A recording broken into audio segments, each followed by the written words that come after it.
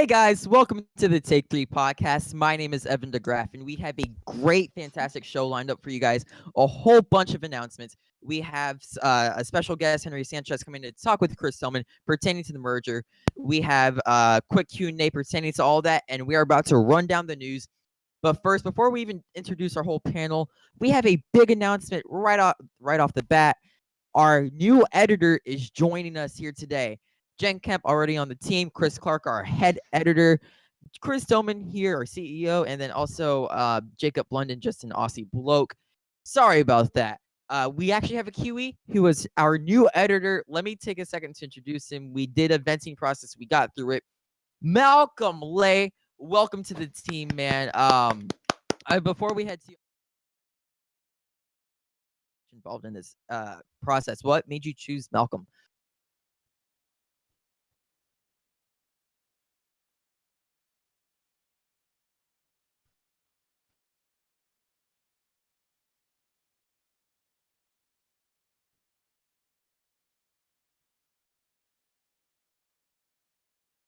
So, Malcolm, you've experienced the chaos within the past about 50 minutes or so of Take 3 Productions. I have to ask, how do you feel about this chaos? I feel interested in I'm an actor as well. And as I get told in acting things, you got to embrace any chaos that may happen and Yeah. just bring it in. Just to give a quick thanks to the others. What is your editing experience? I know you work on some professional software. Just to give the fans like all right, this guy is pretty cheeky here. What type of editing experience do you have? I've just finished a course this year in making film television and that's sort of making your own sort of movies and stuff. And like throughout the year that I've been taught editing and stuff. I use Premiere, so it's what I'm used to. So All yeah. right. That is our new member here at Take 3. He is a staff member slash an editor under our head of editing, Chris Clark. Talking about Silent Clark here. Yeah. We've Hold been on. we've Yeah. Okay, we've look, guys, look. This is OBS, and it means oh bullshit. That is what this software is called. But this is great. I hope you guys noticed the great new graphics we have. This is going to be a great show. And as I said, but I was on mute to all of you guys, that Malcolm is going to be a rock star. I chose Malcolm because we were all familiar with Malcolm. Malcolm is somebody who's constantly supported us, been there for us, been giving us likes, comments, all the whole shebang. Bada bing, bada boom, Malcolm, welcome to the team, and I'm sorry that all of you couldn't hear that, but it is what it is. Rock a bing, rock a boom. he was our brother. Yeah. I was about to quote a Star Wars movie and it completely failed. Yeah. Clark, I do have to ask, however, you are doing the engineering stuff with OBS. You got to tell me, man. You're working like an octopus, and I want to take a second before we jump into the show to thank you very much for these amazing graphics. We got some cool transitions happening. We can now insert video. You guys are about to see some amazing stuff. Jacob London, the Aussie. We have been gone for 2 months. What in the freaking world have you been up to? Dealing with you, I guess, is one big thing. No, no. The biggest thing we've been doing in the last 2 months is obviously the summit has taken off a lot more than we expected. Didn't expect the summit to go and be nearly as popular as it was. So thank you so much for that, guys. That was such that's been amazing for us. But the other big thing was obviously the Star Wars watch along. The Star Wars watch along was one of the best events that we've had here on Take 3 in a long time. It was a lot of fun. I got a kick out of it, and it was so much fun here.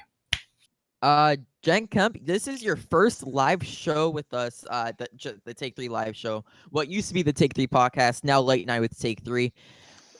As a new staff member, who are you? What have you been up to? Let the audience get to know who you are. Okay. I'm just someone who's obsessed about movies and loves talking about movies. So I love this show, and I'm glad to be a part of the team now. So I'm glad to be part of this beautiful chaos involved in this show. Talking about non-beautiful chaos, Chris Stoneman, I know you've been pushing for a live show. We had some discussions, but two stubborn people doing two stubborn things. What the hell have you been up to for the past 2 months? Oh God, what haven't I been up to? I've been having job interviews. I've been having trips out to said job interviews. I've been busy with doing some expanding. Doing some Take 3 expansion. And it's been chaotic and it's been amazing. And obviously, like as when you run a growing business, which technically speaking we are, but we're a very fun business. It's the best kind of business in my opinion.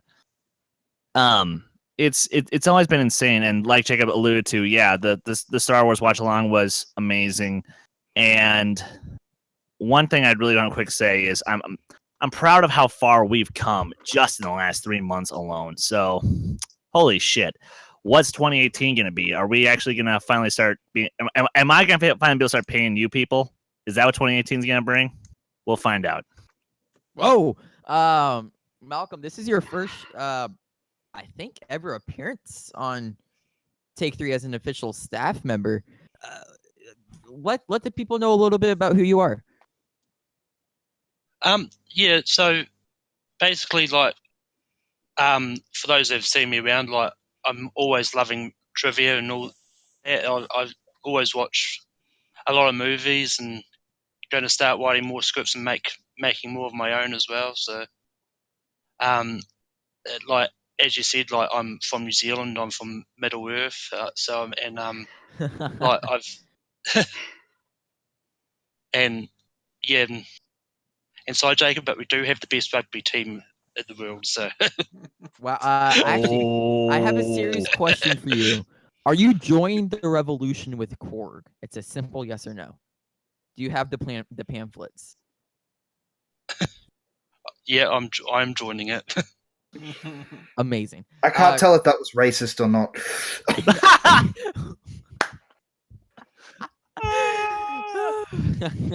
All right, Chris Clark, you've been Octopus within the past 2 weeks, months, days. What have you been up to for the past 2 months? This has all been great. A lot has happened. I mean, the amount of stuff that I've been able to accomplish for this channel is great.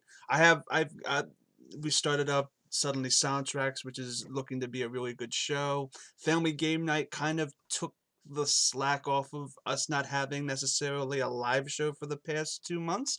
So that's blown up to something I didn't realize it would, and it's been fantastic. Life is always great. Life is always rocking. And yes, as an octopus, I like to swim deep into the sea, and the sea is great. The sea is gorgeous, and the sea is cold, but it's quenching my thirst. And I hope that made sense to all of you listeners out there. Before we jump Not to a lick. Not a lick of sense. before we jump over to myself, Dolman, do we have any comments in the comment section that we need to point out really quickly? Well, actually, there's a little bit of a stuff between Jonathan Peck and Star Drew, who are going back and forth about the Dallas Cowboys, as they should, because the Cowboys to the Redskins. Tell the story. Ouch. Yeah, the Redskins. Look, we suck. I understand. And who would have Korg saved Jonathan Peck? A porg or a baby raptor? A porg, because it rhymes with Korg. Well, that and they're cuter. Ayo. Okay, that's actually not true. Just to jump into myself, I have been stupidly busy with college applications. The rocky road with me taking a break and then me being here sucked. But I'm happy to be here. And look, at the end of the day, we are one big giant family. I think you can call us a Take 3 family. So Matt Movies, he's in the chat. But look, I appreciate all of them here. They actually were a pretty good support that I did need, because it was a bit of a rough thing to happen. Like, there are events that you take seriously that sometimes you shouldn't, and then there are things that you do need to take seriously that you don't. And I was kind of going through that, and it was a bit of a struggle, because whenever you're growing up and being a teenager, you don't know what's important, what's not. However, cool news. I have put myself into a few colleges along with someone else who we are a friend of. I might be going to the same school as them, so who knows? But let's jump right into it. We have a bunch of news to cover. Clark, this is your first time to show us the graphics. Boom, boom, boom, boom, boom, boom, boom. I'm doing the song right now for the news. It's awesome. You see that news graphic? Yeah, there we go. Cool.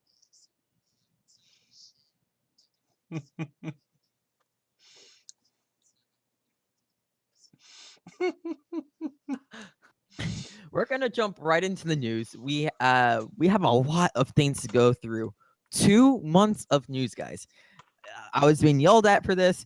Fair enough, but we barely have enough time, so I'm not gonna say it in the news of Kidnap Socks Noise, but we're just gonna jump right into it. Big thing that happened. It's big, but it's not because it was kind of garbage. The Universal Dark Universe is dead. Jacob London, I know you have some thoughts on it. What are you thinking? Jacob And London he's is muted. muted. And sorry, everyone's been talking about how this is dead. Like the Universal is absolutely 100% dead. Universal have pretty much said it is dead. I don't think it is that much. I think it's just going to change because if we know studios, they will find a way to resurrect anything from the dead. So yeah, I have a feeling we are going to see the limp corpse of the Dark Universe somehow come back at some point somewhere. I gotta give you applause for that pun. But I do have to say for myself, the Universal Dark Universe is one of those things where it's just like, yeah, it was a failed experiment, but of course they're gonna reboot it. They're leaving they're they're leaving things such as the mummy behind. But remember, all dead creatures come alive again. So that's kind of where I'm at with it. But I do think it's dead for a while. Well. Our next story, Hellboy is to be released in 2019. I haven't seen any of these films, but I know Chris Stillman, you have. What are your thoughts on Hellboy So- coming back? So as someone who enjoys the two Hellboy films, I don't love them, but I don't hate them. I do like the second one. Actually, I like the first one just a tad bit more than the second one, but I see the merits of the second one. And something I want to quickly say, when I heard David Harbour, was confirmed for Hellboy, I didn't know what to think of it because I just know him as Jim Hopper, Stranger Things, one of the greatest nostalgic shows on TV. But then I saw him in the costume, and I'm like, oh shit, that's actually really good. So my thing is, I just hope that when it comes out, it's actually like really, really good. As long as it's not too stacked against competition when it actually does drop. That's my thing. That is totally fair. I see your point. I'm just not. I need to see the Hellboy movies in order for myself to become a fan. So yeah. We also have Annapurna distributing James Bond. Jacob, do us a favor really fast and help break down what this really means and your thoughts on it. Okay, so Annapurna are a small distribution company. They did films like The Hurt Locker. Catherine Bigelow works with them a lot, but they haven't done a lot of mainstream massive blockbusters. Now, the big story that came out after the end of Spectre was that Sony were no longer going to be the distributors of the James Bond films. That their contract with Sony ran out, and now there was, all right, who is going to distribute the new James Bond films? The big story for months was always that it was going to be Warner Brothers. Well, Annapurna came in and must have gotten it before them because they're now doing the Bond movies. They are going to be distributing them. Now, MGM are going to be the ones who make the films, but the distributor is going to be Annapurna. Now, this is kind of big. This will put Annapurna on the map a lot if these films hit as big as they were for Sony. So, like, these were the last films that Annapurna distributed. Phantom Thread, Detroit, Sausage Party, Joy, Foxcatcher, American Hustle, and Her. Like, that's the type of movies that they were distributing. This could either be a massive hit for Bond or could really backfire for Bond. Awesome. Chris Clark, obviously one of the bigger fans of James Bond on the panel. Yep. What are your thoughts? This is really cool, and Jacob actually makes a good point that they distributed Sausage Party, and I have a pretty interesting history with Sausage Party on this show. But look, Anna Perona with distributing Bond is what I consider to be awesome, because James Bond is a huge franchise, and I still to this day consider it the most geeky thing you can imagine in cinema. James Bond is fantastic, and the fact that they have this new franchise that's huge, this independent company is probably not going to be so small anymore once they start raking in the cash of James Bond. So we might see actually a change in that brand over time if this continues. So it's good that Sony doesn't have their hands in it anymore, I'm assuming, because I don't like the direction they went with James Bond. I'm a traditional James Bondist. I love the old James Bonds, and hopefully they go back to the original formula.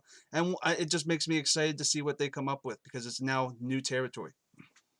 New territory it is. Yep. What the last story that we're gonna cover really fast for this section, Jacob.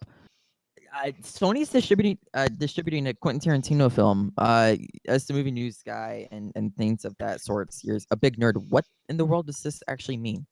Okay, so this is a big story, and I don't think enough people are actually covering it. Following the whole Harvey Weinstein thing, which we will get into later, Quentin Tarantino said, no, my next Charles Manson movie, which is now no longer about Charles Manson. It's weird, but he's like in the backdrop of the film or something. It's no longer going to be Harvey Weinstein distributing it. Harvey Weinstein has distributed nearly every single Quentin Tarantino film. So this is huge news. Now, we got news today that it's going to be an August 2019 release. So basically, it's the reason why Sony distributing this is because it's starting to really show that this Harvey Weinstein thing is having a massive impact on film and the future of film. It's starting to show that directors are going to start moving away from Harvey Weinstein and the Weinstein Corporation. Very much so, and that was something I was going to point on, but it's weird how something where it's just now, and this is my takeaway. It's weird how we've had two stories now where just a studio distributing a film is now becoming a story. We are in that point in Hollywood. It's like, wow, Annapurna is now distributing James Bond. Wow, Sony's distributing a Quentin Tarantino movie. Now, my question is, Sony's looking to be sold soon. I don't know what department, but there's been always these continuous small rumblings of Sony being sold. Question is, does it get sold before the movie is released, or what's their plan there? There's a lot of moving factors, especially in the business as it is. Really quick, Chris Stillman, any comments that we need to highlight? Actually, a couple of decent ones here. Jessica Morgan was dropping in her thoughts on the James Bond thing. As long as this will be the last appearance of CIA agent Bond, then she is happy, because Kingsman to her has been more James Bond than James Bond, which I agree with that. I do agree with that. But hey, fun fun conversation we're having here. All right. Moving on. This is gonna be our Disney segment. Everything Disney. What in the world are they doing, including Star Wars, Mulan, blah blah blah. Our first story covering Disney-wise, Disney is looking to purchase assets from 20th Century Fox. Jacob, this is a big story, which we will be talking about in deeper detail at a certain time, potentially. Jacob Blunden, can you do a quick recap of what this means? Now, this was a dead story. A few weeks ago, it came out that Disney were looking to purchase some assets from 21st Century Fox.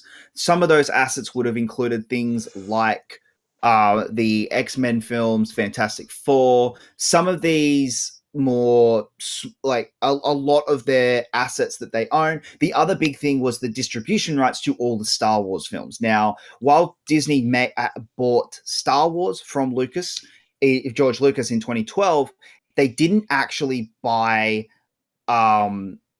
they didn't buy the distribution rights to A New Hope, and they don't own the distribution rights for Empire and Jedi for I think another like 5 or 6 years. And there is a difference between 21st Century Fox and 20th Century Fox. They did change their name in 2010. 21st Century Fox is the conglomerate, the overall conglomerate. 20th Century Fox is the film studio. That is the difference. So, for people in the chat who are mentioning it, the reason this is big is because it's now it seemed like it was dead, and then in the last few days we've started to get rumblings that it is happening again. I find this to be something that is bound to happen. Just look, Disney has the money to buy things that they want, and if Fox gets an offer that they can't refuse, they're not going to turn it down. And the implications for many different universes is have many big things potentially that could happen. It depends the choices that Disney takes, and I actually think if this happens, we will be seeing R-rated Disney movies. Something that people aren't talking about. We're gonna move on to our next story. Mulan. It's cast. Disney cast Mulan. Jen Kemp, a story that she wanted to talk about. What are your thoughts? Yeah, well, Mulan is the next in a ever increasing long line of live action remakes from Disney, and it's personally the only one that I'm actually excited for. And they have cast, I'm going to butcher her name, but her name is Liu Yifei, I believe you have pronounced it, but which she's a relative unknown in America, but in China she's already very well established, having worked with such martial arts heroes, really, of Jackie Chan, Jet Li, and Donnie Yen. So honestly, this is a great pick to go for someone that is relatively unknown here, but she is an established actress and she can definitely bring the acting and the martial arts. So it's going to be very interesting to see how they go forward here. I'm glad they're not risking the whitewashing incidents of some other options. So it's a good pick. Good pick. Yeah, no whitewashing, which I'm weirdly surprised by. I shouldn't be it, but we're also in that point in Hollywood where we are starting to progress towards non-whitewashing, but it still sometimes happens. The Great Wall. So Oh boy. I'm happy. It's important, and Disney films usually have a pretty decent impact on the film culture. So we'll see how it goes. Talk about impacts on film culture. Daisy Ridley, strong female hero as Rey Skywalker, in the Last Jedi, says she is out after episode 9. There's a connected story to this that we'll talk about right after this. But Chris Clark, why is this important to you? Well, look, I don't necessarily think she's going to be completely out. She might be out of the saga, but I doubt that she's going to be out of the entire franchise. Her character is way too popular for them not to cash in on. She's also a very strong female lead. So for all we know, we could get a Rey standalone film. I don't think she's out of the franchise because Disney has deep pockets. She will be back. I wouldn't put my 2 cents on that just yet. Really fast. The Rey standalone is kind of the trilogy that's building right now. So It is, but I mean, there could be and a also, standalone. remember, the trilogy is done. We're not going to Mhm. be seeing these characters again after episode 9. There are other I things doubt that are that. going on. But we're gonna jump straight to Jacob London. Not Jacob London here. Chris Stoneman. Tell me, what are your thoughts? Okay, well, first off, no, she's not done after this. Second off, they'll try to bring her back. They'll try to have her back in the franchise in some way, shape, or form. And it's not that that'll necessarily be a bad thing, as long as she's able to commit to it. It's just her contract is up after episode 9 at the moment. She can come back, renew it maybe 5 years or 10 years down the line once we get to episodes 10, 11, and 12. Or maybe if we do a standalone film where maybe she's a little older. It all depends on how the story of Rey goes for episodes 8 and 9. Let's say she does go to the dark side in episode 8 and 9, and but she survives the trilogy, and we want to catch up with her, what she's been up to. But yes, as you all can see, my mother's in the background. She's putting away stuff. But I don't know. I do not know. I don't think she's officially done, though. Yeah. How many? Look, we're gonna be seeing her at Star Wars Celebration. She's not like leaving Star Wars. Like, let's not get it twisted. This has probably made her acting career. So, we're gonna move on to our last Star Wars story / Disney story that is important. That doesn't regard a trailer. Ryan Johnson is to develop a new Star Wars trilogy. We know nothing about it, but he is to develop one. We're gonna go straight to Chris Clark. What are your thoughts? Well, look, this comes as absolutely no surprise to anybody. Even the anybody who could have seen Ryan Johnson being the choice to develop the next trilogy. And of course, I just hope that it's not something it's going to be a common thing it's not something we've seen. I'd like him to go 1,000 years in the past or 1,000 years in the future, have something with it's going to be brand new. Give us the Knights of the Old Republic trilogy. Give us something in the future trilogy. What is it? What is the stuff in the future? I don't know. It's something awesome because it's a long time ago in a galaxy far, far away. But still, nothing of this can be anything but great, and I look forward to it because it's new territory.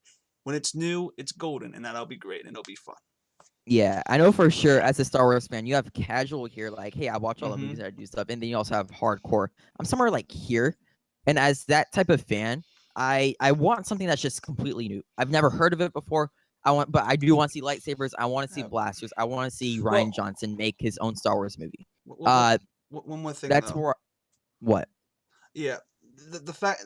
Look, if they go into the future or they go into the past, it needs to be. I don't know if they should necessarily do a modified version of the Knights of the Old. Just do something new. Yeah, but yeah, it is what it is. Talking about Knights of the Old Republic, however, if they do it, Chris, it looks like your whole plan is kind of out the window here. Oh, you shush. Well, first off, Ryan Johnson won't do that. I can promise you that right now because, okay, I'm sorry. That story, you cannot do it in a trilogy. That is a TV story. The stakes that are implied in that story are for TV. If you did it in a film, it would have to be like 6 films just to get it properly correct. However, moving aside from that, I'm willing to speculate that it is going to be in the past, and it will probably take place during the Old Republic timeline, but it won't be Knights of the Old Republic. Because why? What does that do? It expands the lore. It expands the galaxy. It builds more. It tells us what this place is more like.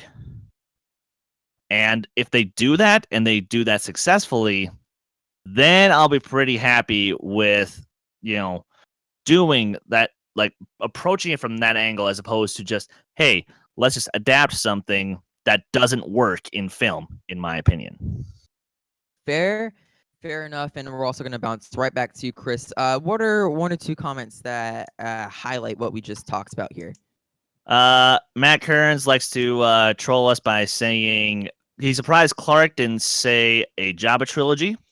Oh, The Star Wars taxation routes the trilogy, and Roscoe would like to bring up the Mandalorian Wars trilogy, which Wait. actually, Wait. that is an idea that would work in a film. The Mandalorian Wars. Roscoe, give this right now, please. You have the time. I know you do. Whatever Clark just did there, give it, send it to us. We might, oh my god! Thank you very much for that, Chris Clark. No, Uh, that's genius, Matt. You're a genius. Oh my god, a Jabba trilogy. I need this in my life.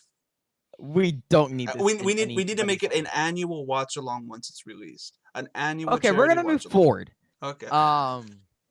We have a bunch of trailers to break down, so we're gonna give our very quick thoughts on the ones that we were interested in. Straight over to Mr. Jabba trilogy over here. Chris Clark, your thoughts on the Last Jedi trailer? Go. Oh my god, it's awesome. Like, yeah. Like, it was really good.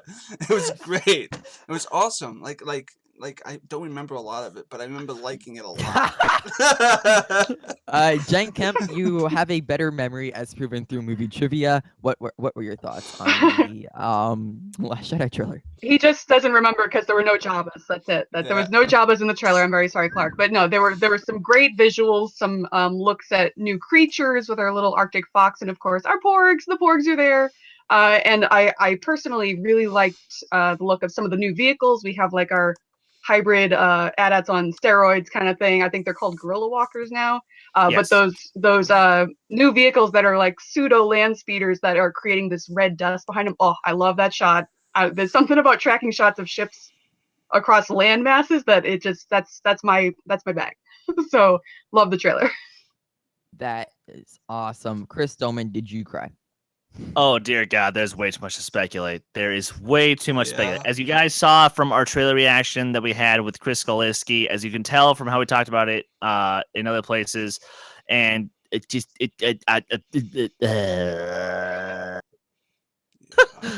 yes. It looked like there was an assassination attempt that was really interesting. Yeah.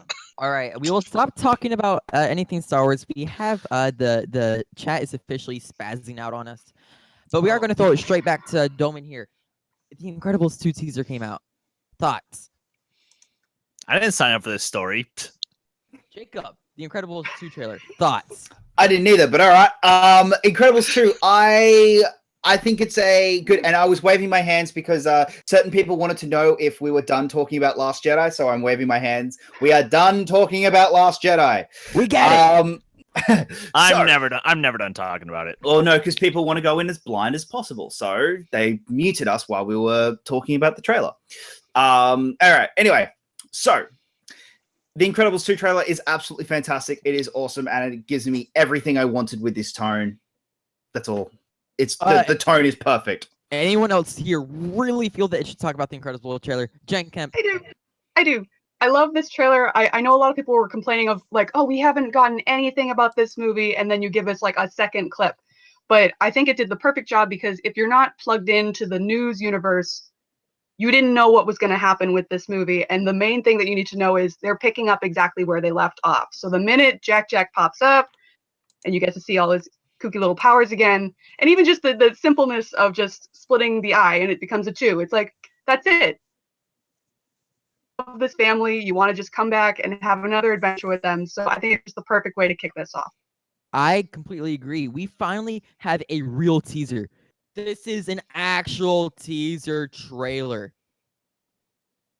Stuff like this doesn't happen. Like we no longer actually get real teaser trailers. This is the first teaser trailer I have seen in a long time. Very happy with it. I'm excited for this movie. We're gonna move straight on forward to the thing that I know made a bunch of nerds either cry, bleed, or do other things. The Avengers Infinity War trailer has came out. Jen Kemp, I saw you dancing, so I'm gonna go straight back to you. What are your thoughts? Oh, I took my headphones I off. love this trailer. Yes. Okay, yeah. I love this trailer. It was just kind of perfect because it's a monumental task to really convey all of these different heroes that we've come to know and love that all are going to meet in this one movie, and to shrink that down to one trailer is a very, very difficult task to do. But they did it. And it looks great, and I love how much of Wakanda we're seeing, because I did not expect that, and I'm totally on the Black Panther hype train right now, so just seeing that involved, super pumped. I watched it like 10,000 times yesterday, so. Yeah, I'm on the same page as you. But also, let's throw it over to Jacob London, a nerd, an Aussie nerd. Look, I just want to more talk about the fact that the child in me that saw this trailer. Now, I posted about this on the Facebook group earlier yesterday, but I just need to reiterate how important and how much seeing this meant to me on the big screen. Because if you told me, even at the end of first Iron Man, when they went, hey, Nick Fury is in Iron Man, and they're leading to possibly doing an Avengers movie. And then going to all of a sudden, hey, in this movie, Doctor Strange, Captain America, Black Panther, Thor, Iron Man, Falcon, and the Guardians of the fucking Galaxy are gonna fight Thanos. Like, and to actually see that on the big screen, and to see that, and to see my childhood, the things that I grew up with and put onto and read and spent money on as a child reading comics, and to see that put up on the big screen, like I was crying. I actually like, people cried when they saw Han Solo return to the big screen. I cried when I saw Thanos come on, because they actually are doing Thanos. They are doing Thanos, and they have done him right, and May cannot come quick enough at all. And I am so excited, and this is just going to be amazing. Malcolm, the man who only lives a ship ride away from Jacob. What are your thoughts? When I first saw the trailers, it was just so amazing. Like, words can't describe how great it will be to see it on the big screen. Like, and I mean, I actually can't wait to sort of actually see the trailer on the big screen as well. But yeah, like, just to see like everyone come together, like, for meeting the Guardians, like, and like Doctor Strange and the Hulk together, is like, it's just hard to believe all these team ups are actually happening on the big screen now. Yeah, Chris Clark, I know you wanted to talk about this. What are your thoughts? This trailer just screams like the back of a pinball machine. The graphics you see on the back of a pinball machine, the colors pop, the characters pop, the cinematography is excellent, the editing was streamlined, and it had a rhythm to it that I really enjoyed. And then you have Thanos, who kind of looks like a scrotum, but he has he has a different design. He has kind of a different design than, like, I don't know why he's not purple anymore. I still don't understand that. I like him when he's purple, but he still looks like Ron Perlman with like a cleft chin with a bunch of lines down the center. So yeah, like, Thanos looks interesting. I hope that it's like some sort of, like, the fact that he's on Earth, he changes forms or something, because he looks so drastically different than he did in Guardians of the Galaxy that I feel like it might be a little jarring. But other than that, and his interesting design, his little pink design, it was a solid, colorful mesh for my eyes, and a great taste. Yep, it was great. London Bridge, thoughts? Again. So one other last thing I just wanted to add that I just completely forgot. I'm very alone on the island of, I enjoy the hell out of the first Avenger. The first Avenger is my favorite Marvel movie. And you go back, watch the honest trailer for the Avengers, and the starring for Captain America is no one's favorite Avenger. What is the moment from this trailer that everyone absolutely loved? And that is when Black Panther says, "Get this man a shield." And the fact that now Captain America is everyone's favorite superhero. Captain America I have adored Captain America my entire life. And that's just like, that gave me chills, that this is what people want. That now Captain America, everyone has fallen in love with Captain America. And that's just, that I'm absolutely in love with that. That's a testament to the Russo brothers and the first Avenger movie itself. They're all really great and solid films. But something I want to talk about is just, we have an Infinity War trailer, and the marketing. And I also want to compare the marketing of the Infinity War trailer compared to the Age of Ultron trailer. We got the Age of Ultron trailer like 10 months beforehand. Might have even been a full year. No, we did not. Way earlier. We did not. No, it wasn't. It was October. Go back and look it up. The first trailer for Avengers dropped in October. I stand corrected, but no matter what, we have an Infinity War trailer, and we're gonna move forward. Before we move on to the next trailer / story, Chris Stoman, any comments that we need to talk about before I go bury myself? Oh boy, yeah. Everyone's loving on the Infinity War trailer, and actually, Jonathan Peck said, speaking of trailers, can we talk about the Bob Ross Deadpool trailer? That was actually pretty awesome. That was awesome, and I totally forgot about that in my giving Evan the news. So that's my bad. It's I'll okay. cop that one. He'll cop that one. I'll take responsibility as well because Bob Ross is kind of forgettable. What? Whoa! Oh wow! All right, Whoa! you know, move What? on to the trailer. We'll move on to the next. This is a story. So I'll break this one down. Kevin Spacey was accused of sexually harassing the former star of Rent, the stage play and the movie, and Kevin Spacey was immediately removed from All the Money in the World. Different communities shut Kevin Spacey out, and he was practically gone. And then more allegations came up from more people, and we finally found the true colors of who Kevin Spacey was. Sad story. But this new story with All the Money in the World, it's kind of uplifting. They are reshoot. Kevin Spacey had a decent role, from what I heard, in All the Money in the World. Had some good screen time. Not a lead actor, but he had some kind of decent screen time. And All the Money in the World, this is produced by Sony, correct? Jacob? Yes, correct. It's a Sony Oh. Pictures. Movie trivia. How did I do that? Being produced by Sony Pictures. They're ballsy, and they are doing something in the movie community that even shocks me. They are reshooting every single scene that Kevin Spacey was in and replacing him with actor Chris Plummer, the actor who the director originally wanted to cast in the film. And it's kind of turning into a cool story because Sony's obviously going to get some good publicity because they are doing the right thing. None of us ever heard of All the Money in the World. All the Money in the World until this story. The director kind of gets what he wants, and now the actors can feel like they're doing something crucial and something important. And it's a big story.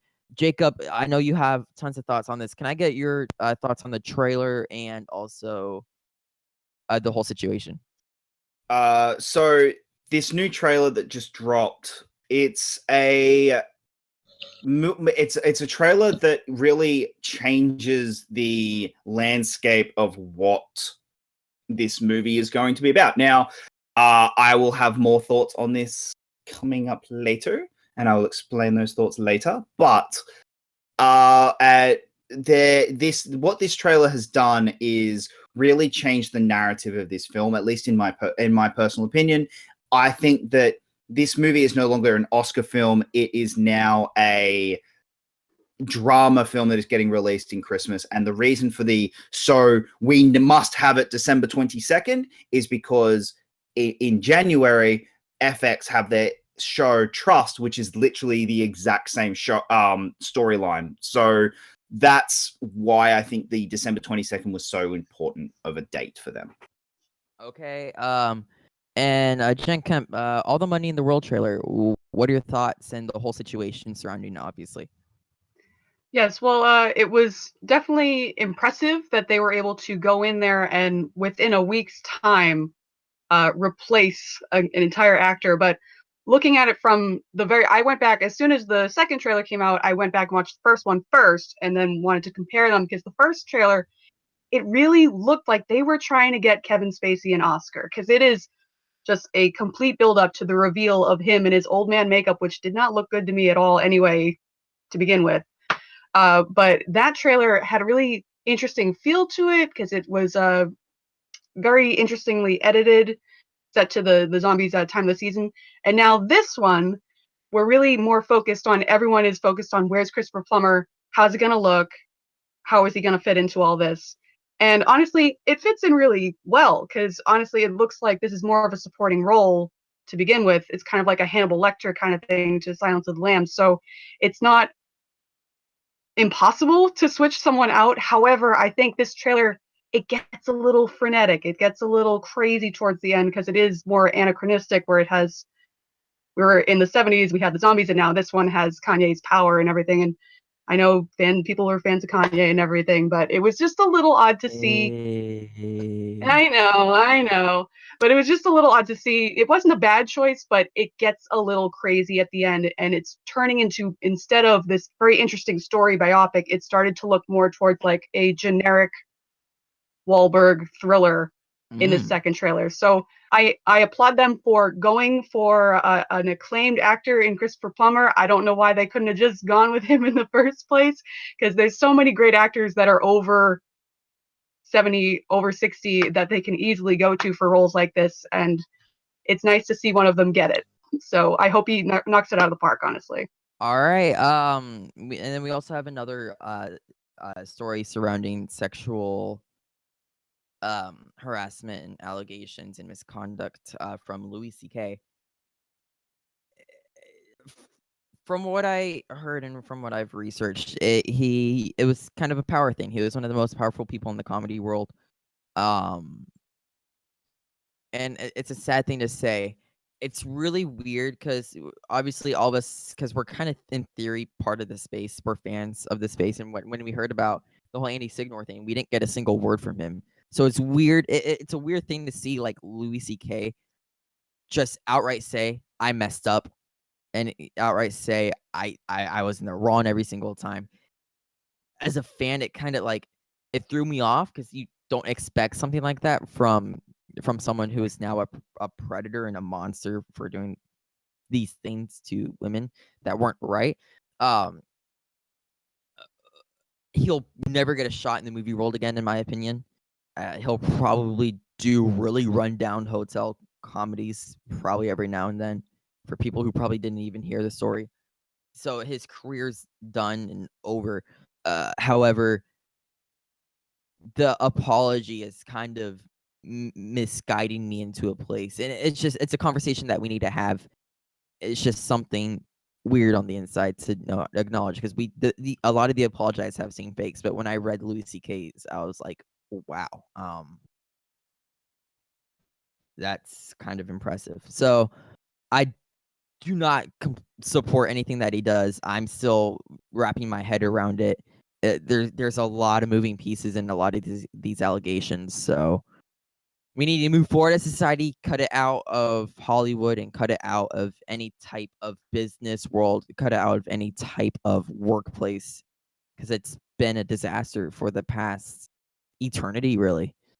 And we need to continue to work forward to it. Any other thoughts on Louis C.K.? All right. I think we have covered it. We're about to cover some happier stories. Actually, this one's kind of controversial. Fantastic Beasts 2, really fast. Malcolm, what are your thoughts? Well, I mean, yeah, this is something I'm interested in, and because I actually did like the first one, and with casting a Jude Law as Dumbledore, he actually looks like a young Dumbledore, which is something that's exciting for them. Like, and I mean, there's this whole controversy about fans not liking the fact that Depp still is Grindelwald, but I mean, like David Yates had a statement saying like, I stand by the casting, like, I mean, yeah. All right. I want to go to Jacob London, because there's a weird controversy with this film that you can talk about. Okay. It's a non-existent controversy plots? because Johnny Depp is in the movie, and he hit his girlfriend last year. Wife. What? Yeah. Okay. That's a problem. Well, yeah, but okay. Okay. Sorry. No, you know what? Fuck it. I'm going on a quick tangent here. Sorry. This was okay. It's kind of like the Chris Brown Rihanna thing, where it was a domestic dispute. Are we really that allowed to have like such a judgmental opinion because of a domestic dispute? Now, granted, can you think less of him because he's his wife? Of course you can. I do to an extent. However, am I going to be one of those people who was like, oh, well, no, I'm not going to watch the movie because he's in it, because fuck him now? No, I'm not going to be like that, because I'm still going to go watch the movie because I want to see the movie. Don't fucking judge the movie just because, oh, Johnny Depp is in it. No, you dumbasses. That's not how that works. Sorry. Okay. This is uncomfortable for me because I kind of agree. I kind of disagree with you, Chris, about you brought up Chris Brown. I do not respect Chris Brown at all. I will not don't listen to no, I will not listen to anything Chris Brown does. I will not do anything that Chris Brown touches now. That's it. I'm done. I'm sorry. I will not support anything with what he did. Now, here is the difference. The difference between Chris Brown and Johnny Depp. The Chris Brown case, he was convicted in a court of law, and that is different. Johnny Depp, 1, hasn't been convicted. 2, the public discussion between Johnny Depp and Amber Heard is that the two of them have come together and have moved on together. That is the public discord at the moment. So it is not an easy conversation, and this is not a black and white. We can't and that, you know, no more Johnny Depp supporting or anything. It's because both have now kind of agreed together and moved on. It's kind of it is a gray situation that if you don't want to if you do not want to support Fantastic Beasts because you don't want to support Johnny Depp, that is your right, and you can decide to do that, and that is your right. And if I decide, hey, look, the movie's bigger than an actor in it, that is my right, and that is the choice that I will make. And if I want to try and convince you, that's not going to happen. You're not going to convince me. It's one of those just, I don't want to get involved in this conversation. Like, it is a really bad conversation to get involved in because it is so filled with gray areas that personal opinion is where it's got to come down to. Like, it is, this comes down to your personal opinion. The news. And to be fair, the only reason I brought the Chris Brown comparison was just because, again, domestic dispute that happened in a public place. The only difference is, like you said, Chris Brown was convicted and his career's fallen to shit since, and thank God for it because he's a walking piece of shit. Yeah, but okay. The actual news that came out about this was that we actually got the first cast photo, which was of the entire cast. We got who was coming back, which is basically everyone except Colin Firth, which is weird because Colin Farrell, sorry, not Colin Firth, which is weird because Ezra Miller is coming back for this movie, so that's a bit of a weird thing. And we also got the title, Fantastic Beasts: The Crimes of Grindelwald. I know a lot of people who hate this title. I don't mind it. I think it's a Harry Potter title. It feels like a Harry Potter title, you know. I mean, it's not as bad as like it's along the lines of the Half-Blood Prince or the Order of the Phoenix. Like, you know, it's a Harry Potter title. I don't see the big problem, but that's all. That, like, taking the fact that Johnny Depp is in the movie aside, the story itself, I don't mind it. This movie's coming out next year. We will see what happens when the first trailer drops, but I don't mind it so much. Yeah. Really fast, just to jump into the whole Chris Brown thing. I don't support domestic abuse in any type of scenario. Here's my thing. People didn't support Chris Brown. I don't listen to him on the radio. If I see a song on the radio, I will switch the radio station. And look at what happened to him. He no longer gets headliner gigs. If he's headlining at a club because the fans responded. They don't listen to him anymore. And we are going to see if this quote-unquote controversy of Johnny Depp is going to be something serious if people don't go see Fantastic Beasts. That is when we will know officially if this is a big deal or not within the movie space. I think it is. So we're gonna move forward. We are going to quickly run down our box office really fast. Chris Clark, what's your 5 and how much is Coco making this weekend? All right. So what I have for my box office is at number 5, I have Murder on the Orient Express.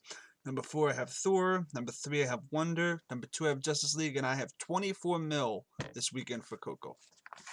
Okay, it's a bit low. Jen Kemp, what's yours? I have number 5, Murder on the Orient Express. Number 4, Wonder. Number 3, Thor Ragnarok. I think he's coming back up a little bit. Number 2, Justice League. Number 1, Coco, obviously. 5 mil. 25. We have something 5 million. Can you please repeat that for the good folks at home? 45. 45 million. Wow, that's a big chunk of money. Malcolm, what's your list here? Family.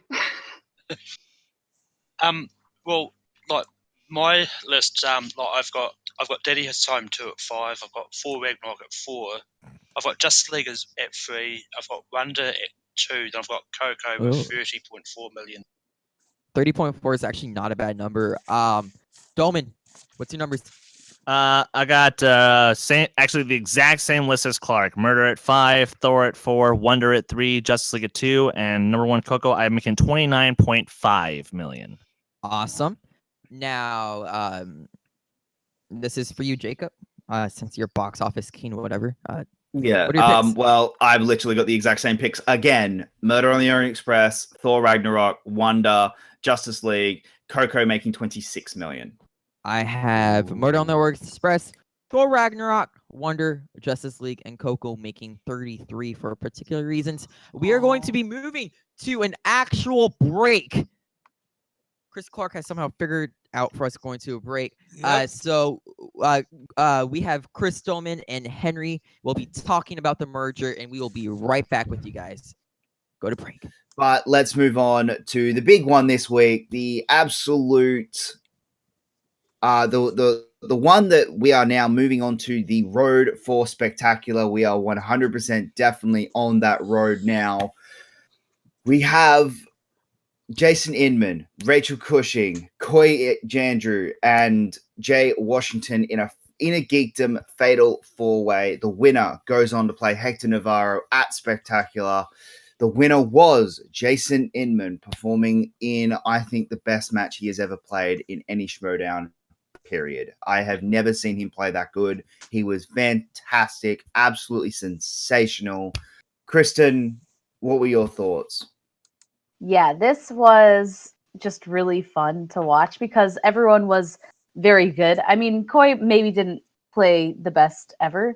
I'm sure he's really upset about missing so many of those Marvel questions, given that he does Marvel news as a job. Musics are used over and over and over again, and that's what makes that musical great.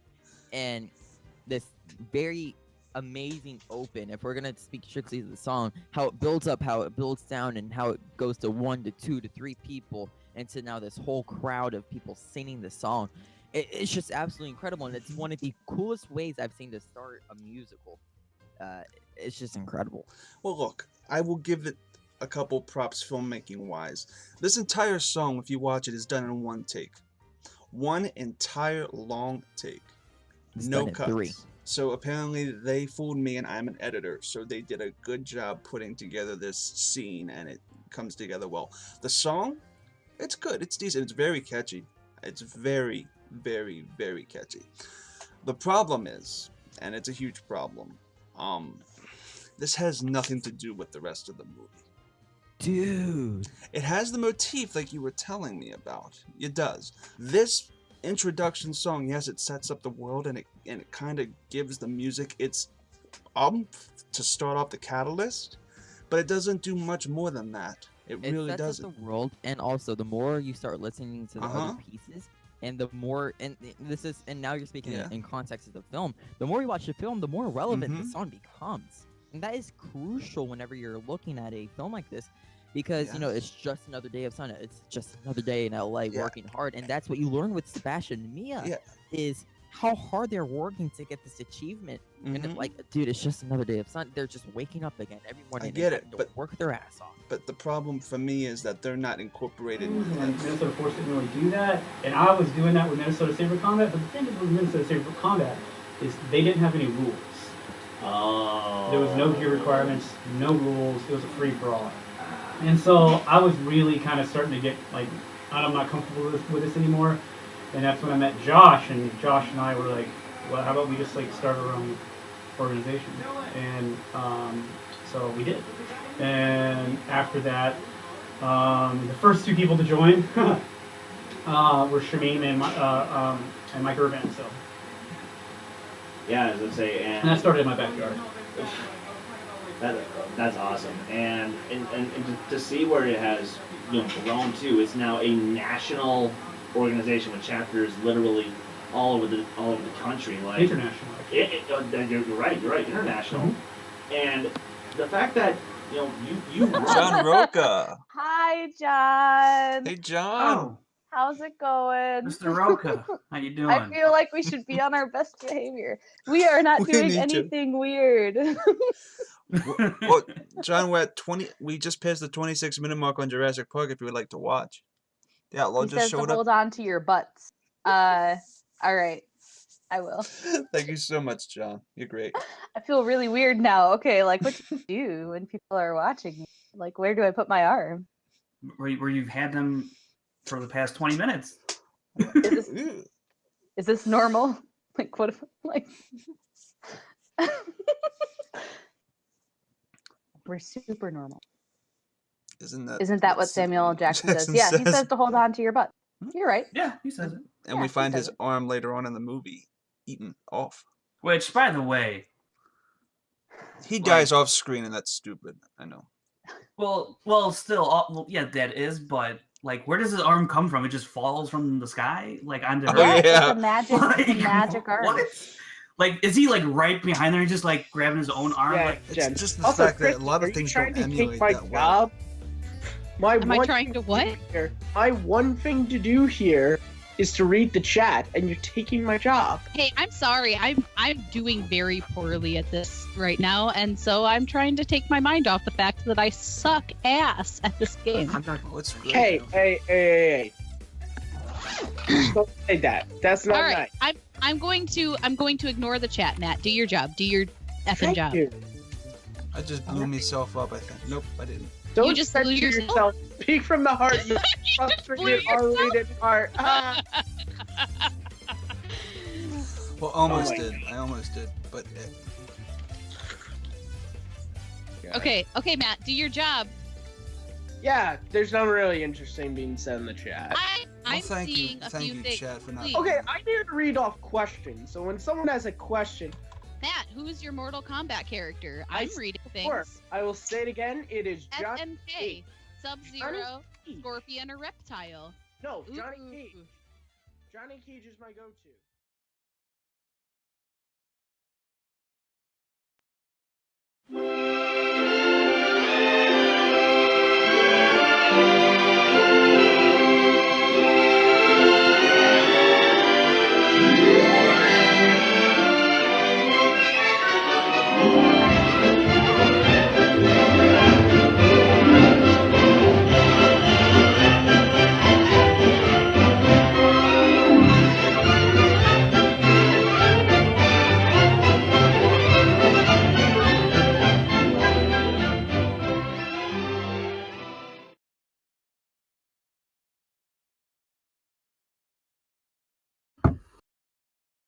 Hey guys, we are back live. We have so much to run down. We now have a special guest here, Henry Confidential Sanchez. He is here to talk about the There Will Be Trivia and the Worldwide Movie Trivia merger with Chris Stoneman. I just want to let you guys know we will be doing a live Q&A. So if you have questions regarding any details regarding the merger with them, feel free to ask whenever we do our live Q&A on YouTube tonight.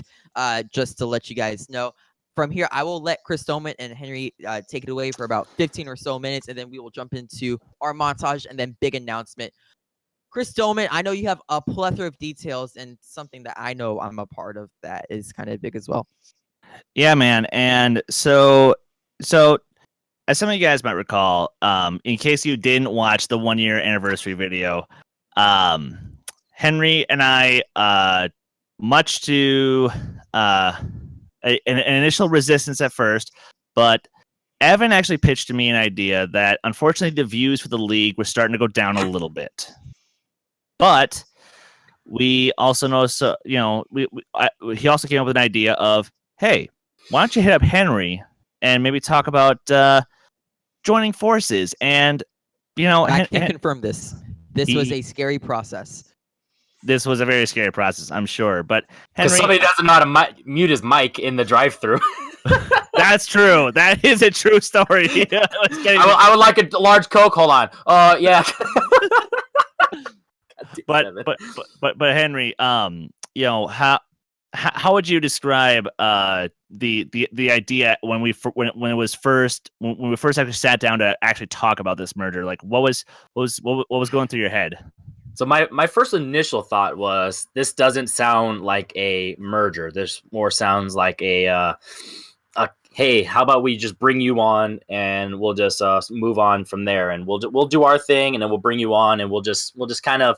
It didn't seem organized. That, I guess that's the best way to word it. So once I got my group involved, the Hateful Greats, Mike, my number 2, Andrew, all those guys, Malcolm down there, everybody. Once we got to talking and we really put our minds together, we were like, this actually, there is a way that we can go about this, and we actually started. We were like, all right, let's actually put our professional caps on, and let's actually think of this the big picture and professionally. And we did, and we both, I think we all amazed ourselves how well we were able to really transition this 2 leagues and 2 channels into one.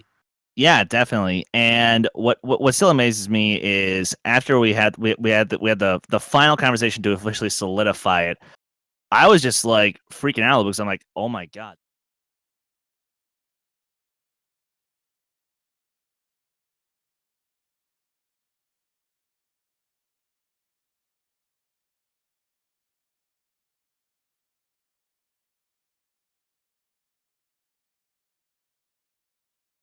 But I definitely want to get up there, and I don't, we have a very strong fandom, and not movie fandom. Don't want to give Kearns too much love now, but we have a strong fandom. We have a strong fandom in our people. A couple, anywhere from 50 to a low 100, mid 100. The like the people that are like family. But I want to get that out there, and I want to get people, random people hitting us up. I want it to get to a point where we have to just really like, I'm sorry, we can't bring you on. Like I want it to get to that point, and just like only people to watch and just have fun with us, because that's all it is. Because the Schmoedown, they only have 20, 30 regular competitors, and when you have an online show, you don't realize that, wow, it really needs to be limited. So I mean, I really want to get to a point where it's really competitive, and I want to have legit fans, like you said, Awesome. like fans, and actually have people, viewers, like, hey, why isn't this up yet? Where's this? I want to get annoyed by our viewers because they're ready to watch our stuff. I want to get to that point. And speaking of the Schmoedown, apparently we have one of the competitors and one of the managers in the chat right now, that being Mr. Jay Washington. And hey, dude, listen. Sorry to stop the conversation for 2 seconds, but Jay, do me a favor. Kick Dagnino's ass, will you please? Yes. Kick his ass. His dumb, stupid face. But now back to our version of Schmoedown. Do you want to talk about how we're gonna how a game is gonna go, because it is a little different from how There'll Be Trivia goes, and it's a little different from how the Worldwide Movie Trivia League went. So do you wanna run that down?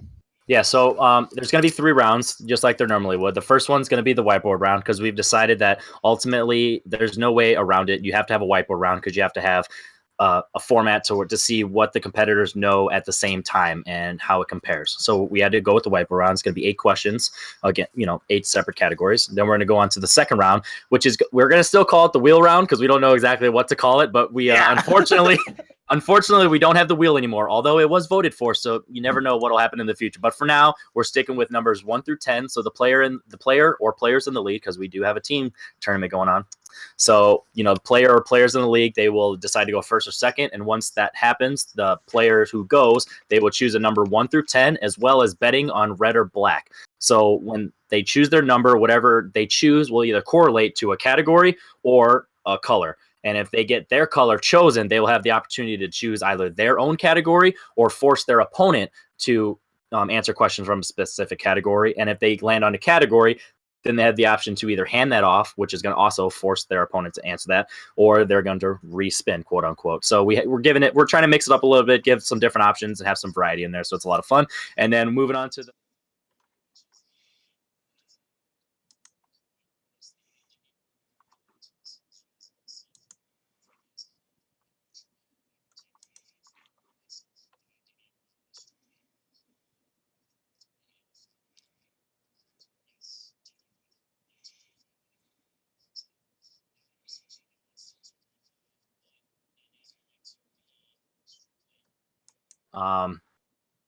all years. So you're going to get your years. And then in the 2-pointer, you're just going to get the actor and the genres. And then for the 3-pointer, you're going to get the director and the 3 plot keywords, which everyone likes, but sometimes it's a little too easy, but right in the middle. And then for the 5-pointer, we're going to give the players the option to choose their fate. They get to choose between 2 of the 4 possible options of genres, plot keywords, actor, and director. So depending on the year, they need to choose wisely. And so far, it's been a lot of fun. We tested out in the There Will Be Trivia playoffs, and so far we just got done recording the very first match for the team tournament. It was a lot of fun, and I can't wait. So that's our new format. Exactly, and luckily this was a format that it did take a little time to get it perfected. But once we got there, oh man, it's something really special, and I really can't wait to see what kind of interesting matches we're gonna have from this. Like seriously, like we're gonna get some Jacob Jono level matches using in this format. I can tell right now. So, but guess what, guys? The There'll Be Trivia is not the only kind of fun we're gonna be having on this new channel, known as the Worldwide Movie Games Network. Wait, what's this? Something else? Well, I can announce and I can confirm that in addition to There'll Be Trivia, newcomers will have the option of joining one of 3 leagues. One being There'll Be Trivia, obviously. 2, Movie Battleground, headed up by Aaron Knoll and Matt Beer, which Evan is also a part of, and which essentially it's a movie debate club, but it's a very cool format. It's very interesting, and trust me, you guys are gonna love what they do. Back and forth, nonstop. It's a lot of fun, and also Full Metal Trivia. The former admins from the Fan Reaction League, they started up their own thing. We like what they do, so we said, hey, you guys want to come join us on this adventure? And they all unanimously were like, yes. So without a doubt, they jumped on that boat real quick, and they're like, let's have some fun. We've already got some ideas cooking for you guys. Exactly, and you guys are in for a really fun treat. So that way we can get a bigger pool of competitors, not just for one league, which was kind of the problem we were having with Worldwide Movie Trivia. Is we had a good supply, but the demand was just way too much. Yeah. And that's kind of based on what I was saying earlier about us having too many people. I want to get to a point where There Will Be Trivia specifically, we're like, hey, we can't necessarily take you, but guess what? You don't have to stand in the dark and do nothing. We have other options. Full Metal Trivia, straight up whiteboards, go head to head with up to, we don't know exactly how many, but it could be up to 10. We don't know, competitors at once. And then Movie Battlegrounds. You don't know trivia as well? You like arguing? You like getting loud like Evan? Let's debate it on the Battlegrounds. So we definitely are giving everyone some options, and it's going to be awesome. It's definitely going to be awesome. And but before we completely have you off, because guess what, guys? The first big event on the new channel, which please, after you're done watching the show, go subscribe to the Worldwide Movie Games Network and go watch the There Will Be Trivia Snowball 2-part epic video. Guys, it's going to be amazing. 4 matches in 2 videos. It's going to be a singles match, a teams match, the There'll Be Trivia Season 2 finals between Greg Weinstein and Robert Parker. And to close it off, Henry got in a drunk match with Zach Ford. That was supposed to be me. Sadly, though, my work schedule got in the way when we were recording. But man, it was a fun time to be a part of that. And Henry, Could this have been a better way to bring out this new baby that we started? I doubt it. We definitely brought out all the guns. We had so much fun. We had great competitors. We provided the opportunity for new people to show what they could do, Evan. And unfortunately, your partner stepped up to the plate and shown that he's going to carry all the weight when you guys play in the team potentially. So that's going to be a lot of fun. So make sure, like Doman just said, go check out that Snowball event. It's going to be a long one, two-part event. I think they're about an hour each, so you gotta definitely reserve some time, but it's gonna be well worth it, I promise, especially in my drug match. If you guys want to get to know me a little bit and make fun of me and talk crap about me, there's the place to do it, because I'm giving you a lot of material. All right, perfect. But Henry, I can't thank you enough for even just taking the little time you were able to give us to come on and talk about this, because look, obviously we're going to promote the hell out of this channel because this is, partially a Take 3 Productions spinoff. Yeah. So, yeah, I'm going to be investing a lot of time in this baby. But here's the thing: is this going to interfere with my time here on Take 3? Hell no, because I'm damn good at time management. So I can do both of these channels pretty well. So, Henry, thanks for coming on, man. And where can the good folks find you? As you all know, you can go to the There'll Be Trivia Facebook group page, which might change the name because we want to bring everyone on there. We don't know. That's some talks. And then Dial In for Movies on my personal YouTube channel, where I'm going to do a various different type of videos now that trivia is not my only baby. So go ahead and check those out. All right, guys. I want to thank you guys so much for being here and talking. Although we do have something special for you guys, I did tease a Take 3 montage. Chris Doman did edit a spectacular one when it came time with the merger and the official anniversary of Take 3 Productions. Although Chris Clark, to be fair, is a professional editor, so we did have him divvy up a shorter one, a more digestible one for you guys.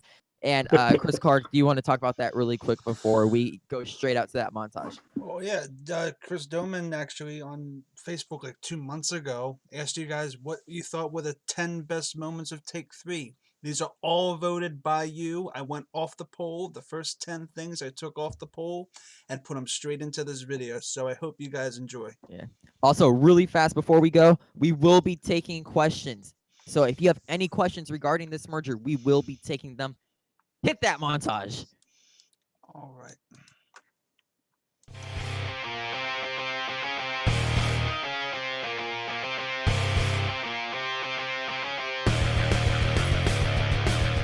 Like, you watch their match, they lost that match. The other team had to, I think, break the points record in Yeah. order to beat them. Yeah. They are good.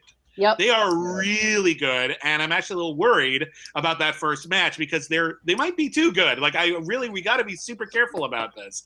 They are fantastic, and I love those people. Honestly, they're really, really nice people, and I love their shows and everything. So that's really great, and I love that they get to participate and they got to be brought into the fold. I know, right? I kind of wanted to elaborate on Late to the Party for a few seconds here.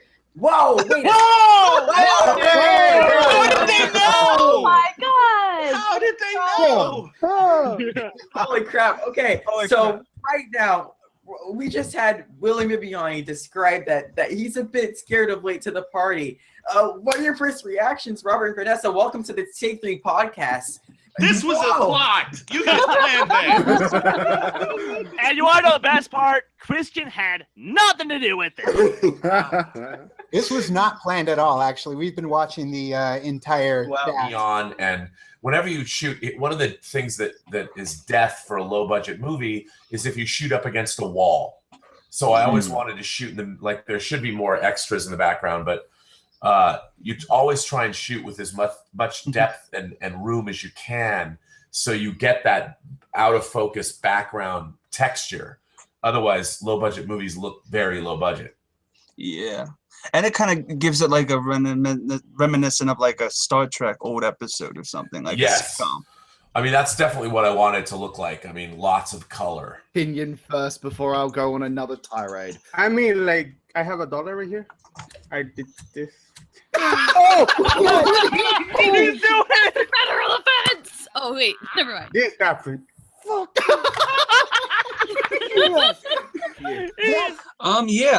Sausage Party was amazing, especially towards like that montage with the Meatloaf singing Meatloaf. That was hilarious. And the ending where all the foods have like sex. But Yeah. you know, it's real. Have like sex. Have like sex. Yes. It should have been called Eating Out. But look, it's. And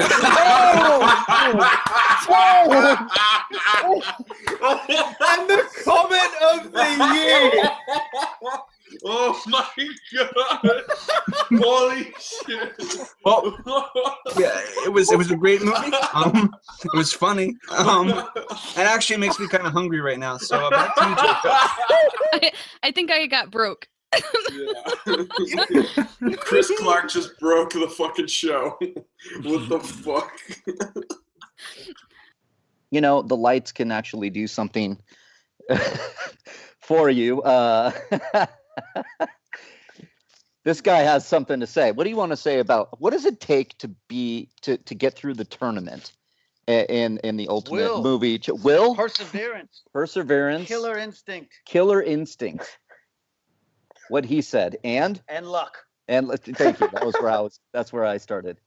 No, yeah, perseverance. You got to know your stuff. You got to answer the questions that you know. I need to beat Jin because I don't want to be a bridesmaid forever. I want to be able to be a bride, being able to make it down the aisle and face Jacob. That sounds really weird when I say it out loud, but let's roll with it. Jacob, your year is 2010. Your genres, action, comedy, fantasy. And your first 3 plot keywords are hipster, death battle, and dream girl. That would be Scott Pilgrim versus the World. And your winner and new fan movie trivia showdown champion of the world, the Aussie Jacob Blunden. Oh my God! The champ has been dethroned. My mother is celebrating with me. What the hell is going on? All right, so Jacob, I have a question for you. What's gonna be worse? Are we still gonna see some hairs off of Henry Mustache's lip, or are we gonna see Henry Mustaches? Henry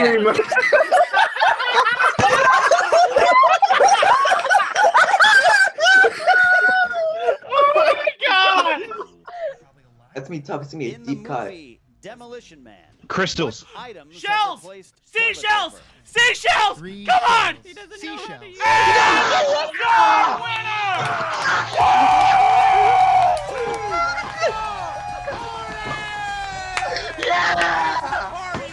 Let's go! I don't believe it! Clean 1 point.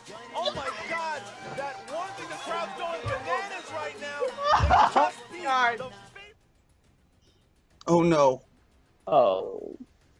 John hurt?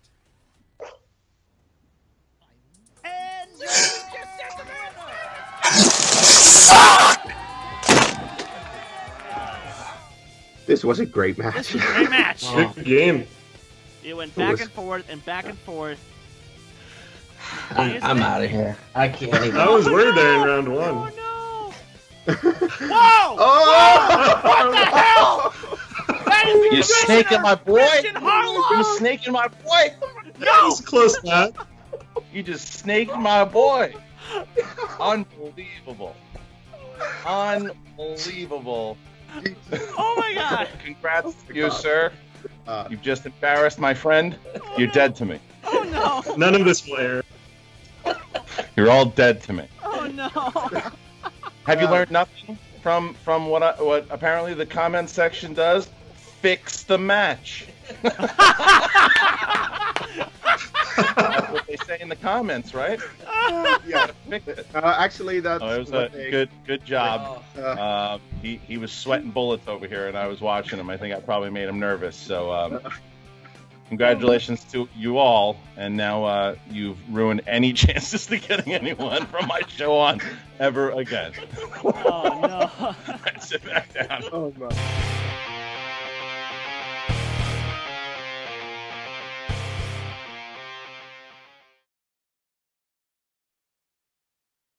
Hey guys, we are officially back live from that amazing montage that Chris Clark was able to put together in a time crunch, I have to note. So hats off to him, our head editor, Chris Clark, always knocking it out of the park every time. You know, Jen and Malcolm, you guys are obviously new to the channel, but you can clearly see the crazy adventures that we go through. Jacob Blunden, you were almost in tears in that montage, like we were talking about during the break. Do you want to explain those emotions? Well, let's just talk about the fact that the only way that they could actually get rid of that belt on me was they had to completely destroy the league. So, like, I just want to say that. I just find that funny that was the only way that they defended could it actually... once, motherfucker. More than you. Oh! No, look, rewatching that, it just reminded me how much fun the last 12 months have been, and how like I am literally coming up to 12 months. I have been with Take 3 for 12 months in literally about 2 weeks. So it's been a ride. It's been fantastic, and I absolutely love it. And this year has been amazing. Chris Clark, as the editor, what was one of your favorite moments putting together that montage? My favorite moment, bar none, was watching Free Enterprise with Robert Meyer Burnett. Free Enterprise, if you watch the watch along and you watch any interview I have with Robert, we tend to mention it. Free Enterprise is one of my favorite movies. It was one of my dad's favorite movies. To watch that with Robert was a blessing, and I cannot thank Robert enough for that, and I can't wait to get him back on. It'll happen. Just trust me. And then, I guess I'm really obsessed with William Bibbiani. Yeah, Just a little. Just a little bit, and I'm never gonna change. So there you go. Doman, as the man who practically helped craft Take 3 Productions, what is your little This whole experience has been very life changing for me, and I'm not gonna sugarcoat it. Like, before I got involved with this whole thing, like I was in a very interesting place, a very not defined. I had no sense of trying to figure out where I was trying to go, and then I met this kid. And then I met this dude they worked with, and I was on their podcast, and then they started up a trivia thing, and I kind of just sort of took over, and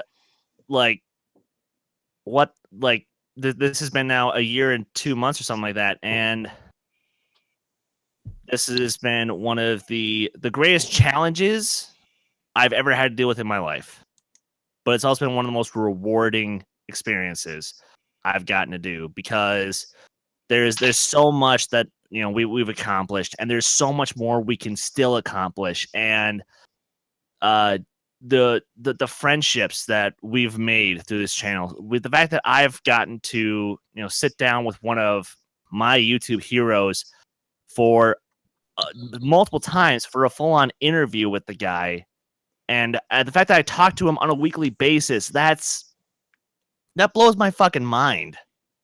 So, and of course, though, I can't do it without thanking you guys.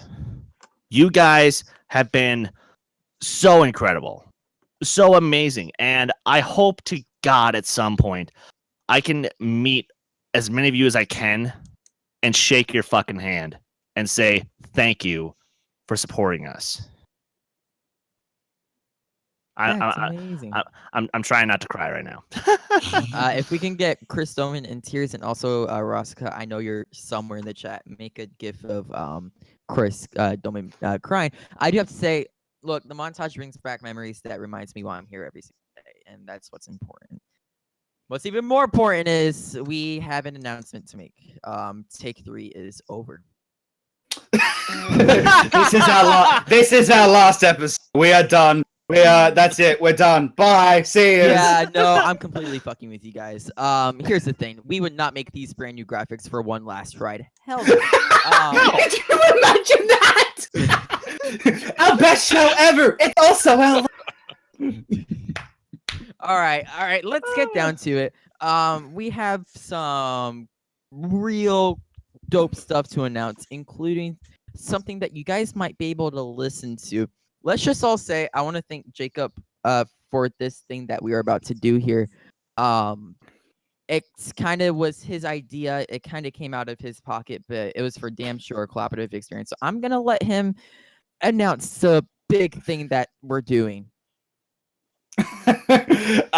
So about a month ago, we got to the point where the summit was getting really popular, but people were starting to say, hey, look, we really want an audio version, simply because we like sitting down, and I get it, sitting down for an hour and a half, nearly 2 hours on YouTube, it's difficult. It's not the easiest thing in the world. I struggle to find time to do it, and I try and do this like for you guys. So we understand why. So it's kind of one of those things where we start. All right, we need to start having an audio version. The problem with an audio version is they cost money, and when we're doing this and we don't make money doing this. We do this for fun, and we don't make money. So, so basically, someone had to bite the bullet, and I just went, you know what?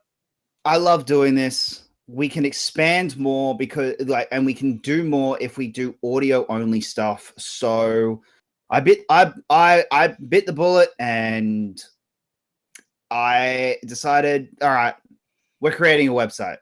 We created the website. We have a absolutely awesome website. It and working your absolute ass. So like Abe and Chris, we do not deserve at all.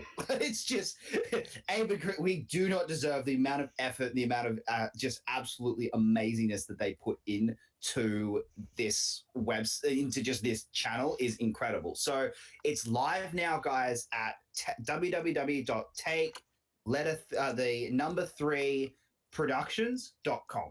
It's live. Now, the best part about this is we are going to have a podcast network. And with the podcast network, it is just going to be that. We have a podcast feed that you are able to subscribe to. Right now, you can subscribe to it. You have to go a bit of a tricky way around it, and I will explain I will put up a video explaining how to do it just while we're still waiting to get approved from Apple, because they like to take forever to approve and authenticate something before we're actually on the iTunes store. But the feed is there, and you are able to subscribe to the network. But more than the website, we have a plethora of new shows coming for you. And Evan, I think you want to talk about that. Yeah, a plethora. We'll say 2 at the moment. I'm gonna talk about mine. It's 2. I'm gonna talk about mine. We are doing a show called. I'm going to be hosting / show running a show, and it's going to be a news / political based show where Jacob and I will be consistent each week, and where we will be talking mostly American news and politics that affects the world and affects the landscape of where we are at. This will be an audio only thing, as we will be probably shooting these Friday and or Saturday, and they have to go up on Monday. And because they're going to be an hour to an hour 30 long, hour 30 at tops, it will be audio only. And the whole goal of the show, and I think it's important to talk about this, is the basic facts that I want to start a conversation. People get scared to talk about politics, and I understand it's very opinionated. It's a thing that people can sometimes get upset with each other about. And but in this landscape of America, where we are on 2 totally different sides of a spectrum and people are hating on each other, that's the last thing that we need. We need to start a conversation, and that's my goal with this job. That is what I'm trying to do with this thing. And I want you guys to get involved. We'll have strict rules, according to things, but I want you guys getting involved in the conversation. Good news is Jacob and I do have 2 different views on how we see the world, and I think that's going to be important in the show, because if we are a one-sided, type of thing that we're doing, then that's not fair to everybody. And my goal is to make sure everybody can feel comfortable speaking their opinion, so then we can all change our opinions, which is something that is human nature and that we do, and the world can become a better place one step at a time. And that's kind of the goal of the show. So that is the thing for our 2 cents. It will be on the podcast feed, and it will be on the YouTubes. It might be on the YouTubes first, depending on what Apple wants to do with itself. It will be released on YouTube for sure, 3 p.m. EST on Mondays, and something that will be released a little later in the week. Jacob London, how about you take it away? I just, before I get into my new show, I do want to talk about the political show. Evan, we do have very different political ideas and very different upbringings and very different worldviews of where we are. this is not, and I get the argument of, well, hang on, this is my escape, and I don't want to talk politics. We will never talk, and we've made this as a rule, and that's why and this is another reason why we also made this as a new show rather than something in a show existing. We will not talk politics on these type of shows. Now, every now and then we'll, make a crack or make a joke or something. If the conversation actually allows for it, then we might bring something up just to have a quick discussion on it. But Exactly. Yeah. Like, I mean, you saw us earlier. How uncomfortable were we when we started talking about, the very real thing about sexual harassment and wife beating? Like, we kind of got a little uncomfortable because I get that not a lot of people want to, this is their escapism from how ugly in the world is. Like, it is. It is an ugly place. And sometimes you just want escapism and talk with your mates for 2 hours, which is what we do. And it's great. And I love every single one of you who joins us on this ride. But there does come a point where, Evan and I like to talk about politics. We actually do really enjoy it. And we thought, well, let's have a dedicated show dedicated to that, where that we can actually just have this discussion. And look, it's going to come from a place of mutual respect for each other. It's not going to become a, you're wrong because you believe this and I'm wrong. It's going to come from a place where nobody's perfect, and some people, and there are some things that I agree that Evan disagrees with that I agree with, and there's some things that I agree with Evan disagrees with. It's just, that's life, and you deal with it, and that is what the whole conversation is going to be about, and that is what this show is going to be about, is just discussing it and our different views. Now, right. Show. One more thing before we hit your show, I just want to hit on. We will have a section just for Australian politics, just to show how fucked up Australia is. Now we can move forward. Dude, not even joking. Like, holy shit. You think Trump is bad? Holy fuck. Moving on. So, the other show that I have now, a lot of people, if you've been following me for any sort of time since I've been at Take 3, you will know that my two biggest loves is the Schmodown and Oscar movies.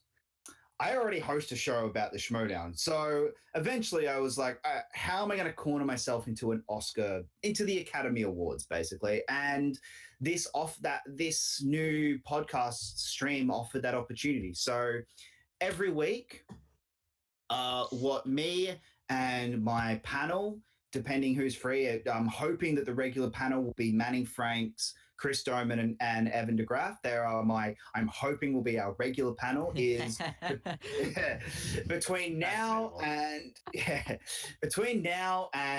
the Academy, the 2017 Academy Awards, we will be talking about the race up until the Academy Awards. So it's a new show called And the Winner Is. It will start this Tuesday, and where we will just be discussing about the race and what films do we believe are going to be winning, what films are we at the moment, where are currently films got most likely to be nominated and what's most likely to be taken out, and what do we think is actually going to win and be nominated for some of these awards, especially considering sometimes a lot of these movies haven't been screened yet, and all of a sudden they've got all Oscar buzz, and then they're screened, and then everyone take that movie off your list, it's gone. So we're going to have that discussion each week. We're going to talk about all the other awards bodies that nobody ever really mentions. So, like the National Board of Review, the New York Film Critics.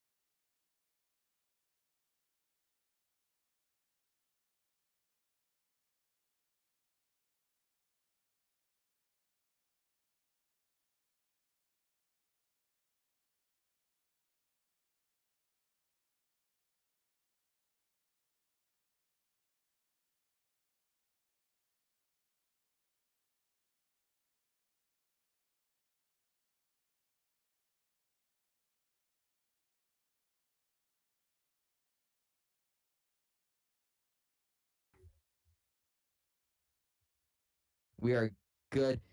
All right, we are going to try this again. Take 3. No, yeah, this maybe. So, Pun. So something that Jacob might have hidden, I'm not 110% sure about, but every single Take 3 show, except for the reactions, will be an audio podcast. You guys will be able to hear it on the RSS feed and be able to enjoy our voices and not enjoy our faces, which I completely understand. Jen Kemp, what are your reactions to this? The audio feed and things like that. Are you potentially going to be doing something? Sorry to put you on the spot, but what are you thinking? Yeah, no pressure. Just come up with something on the spot. No, it's great. You guys have been doing a great job. So it's an honor to join in the crew here and to see you guys continue to extend yourselves into your own passion projects. It's you guys are great. I mean, all of you all. Yeah, sorry to be a part of the crew. Appreciate it. The T3 EU, maybe. Malcolm, you just came here. You might have to edit some of these podcasts. What are your thoughts? Yeah, I mean, it's like a lot of things. It's like what a lot of people don't know is like I too like the Oscars as well, and I don't think there's a lot of podcasts out there that are dedicated to the Oscars. So that Jacob wants to do that it's incredible. I mean, it's one of these things like you're getting bigger and bigger. Like going to have lots of new shows popping up. So yeah. For sure, Doman, you help run this son of a gun. We finally have an iTunes feed soon if iTunes actually wants to behave.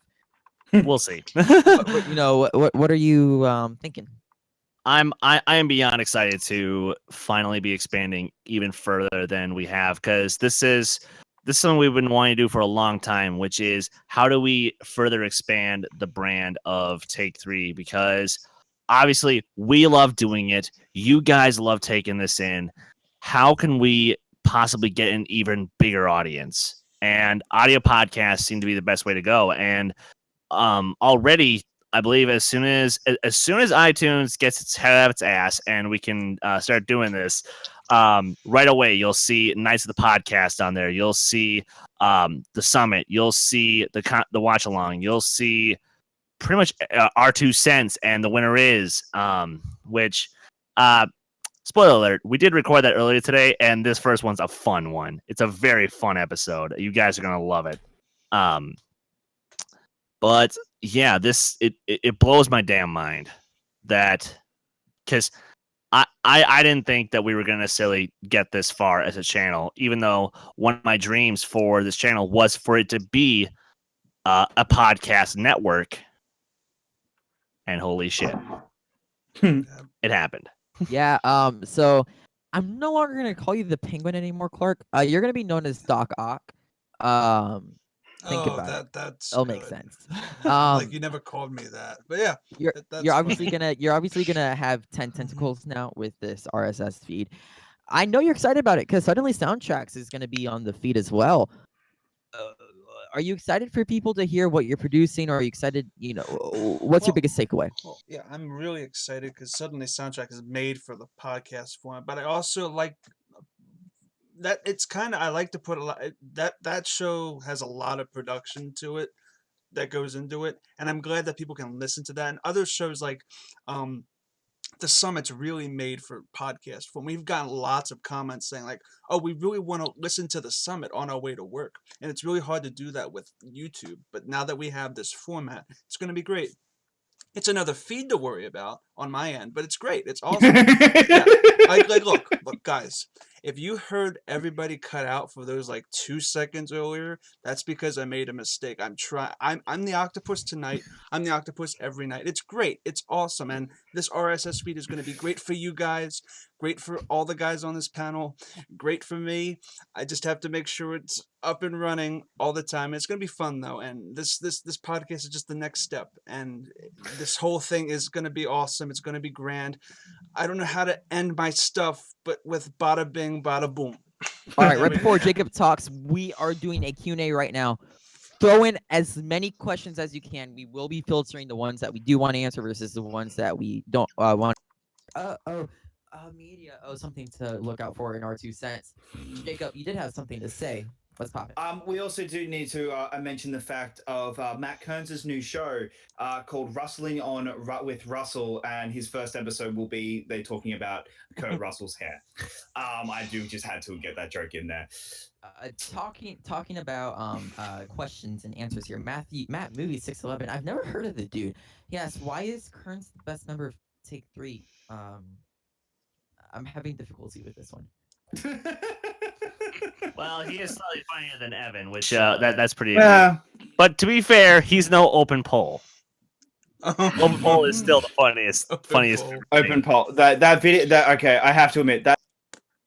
Like, this is how to make a closed poll was hands down the best, like one of the best things we've ever put out.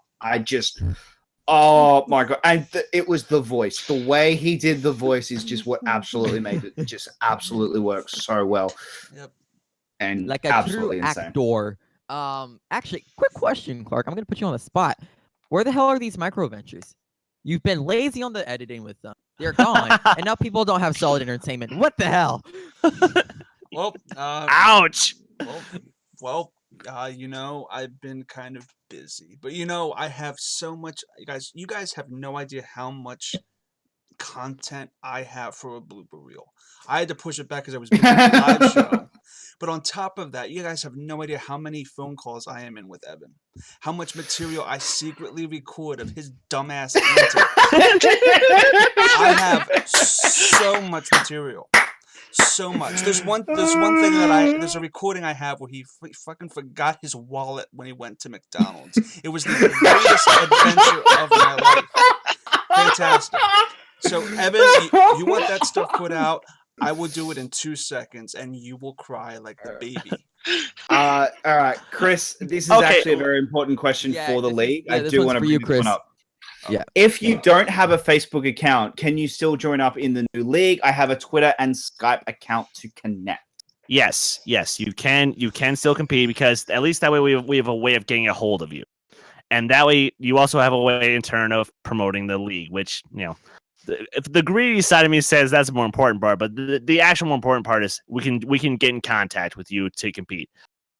Okay. I just say go to the Facebook page so you can stay up to date a little more regularly with stats and polls and whatnot. But to be fair, I also forgot to mention that the league does have its own Twitter. Give me 2 seconds to pull up the thing because I totally forgot. There we go. Yes. Okay. And you can find the league on Twitter at WWMGN Take 3. That is freaking amazing, dude. I do want to move into this next question. Mr. Anaconda Bite, we will get to your questions, but I really do want to focus on the channel questions. Are we going to have a link to the new channel, Chris Stoneman? Yes, you will, right? In about 20 seconds, at the end of the show, I will put up a link to the channel, as well as a link to the Facebook page, and I will also be putting up a link to, what else? Oh yeah, sorry, and the snowball. Wow. this can be found on the Twitter, on the There Will Be Trivia page, and then on the Take 3 page. All right, cool. They are working hard. They are trying to make sure they can point you guys in the right direction, and I can contest that they're doing their job well. Jessica Morgan asks. Oh, sorry, that's the same question. Oh no. Kearns has a great question here. I will. In all seriousness, question. Question for you all. What should be my next how-to video be? I have one. Just for you. How to properly edit a micro venture while putting subtitles under it. Ouch. Actually, okay, Kearns, I think a good how-to video for you. You should do how to do a Chris Clark freak out when your favorite competitor loses. Well, any other ones? Okay. I love you, Clark. Mr. Anaconda Bite, if you could really fast just restate your question. I don't understand what you mean by that, but I think if you just the Infinity War question?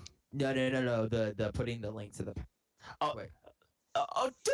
it's a Legend of Zelda joke. Evan, I know you're young, but damn. Evan. Legend of Zelda 2 came out in 1987. Okay. Link to the Past, one of the best Zelda games. Looks like we have it. Looks like we have another episode of Family Game Night just around the corner. Yeah, we do. We definitely do.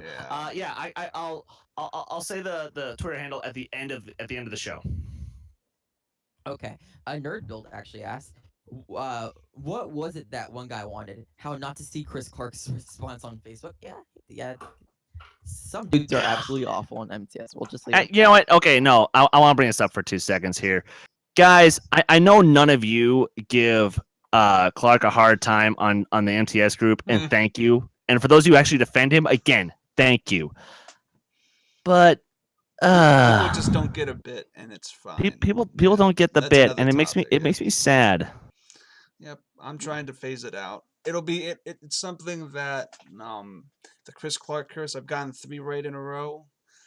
I'm going to continue to root for Bibbs, Brittany, and Robert Meyer Burnett, regardless of what people say. Even Freya, but Freya's not here. Who's barking? That's awesome. But yeah, Freya's here in our hearts. But yeah, whoever, all my haters, screw you. Well, all you guys who love me, I love you. You guys are all rockers, and thank you so much for your support, Chris. All right. On a happier note, we're actually going to move to a question I do want to answer. This comes from Mr. Anaconda Bite. So Infinity War, who makes it out? Who doesn't? Who meets their demise in the 4th? Honestly, I think Spider-Man's going to die, but will be brought back through Doctor Strange's time stone. But what are your thoughts? If that happens, they're not going to bring back Tom Holland. They're going to have a Miles Morales. If they're going to kill Spider-Man, they're going to use a Miles Morales to keep the Spider-Man legend alive. Jen, who's going to die? Not Spider-Man. Like they spent a long time trying to find the correct Spider-Man, and everyone seems to be over the moon for Tom Holland. So they want to get at least a couple movies out of him before they kill him off. If I had to pick one, Hawkeye, Jeremy Renner's been trying to die since Avengers 1, so I wouldn't be surprised if he goes, but that's like such a non-entity at this point that we definitely need some more. Vision something's gonna happen with Vision, as we saw in the trailer. Like, that's coming, but there might be some kind of iffy rules, so he might be okay. All right, Malcolm, who bites the dust?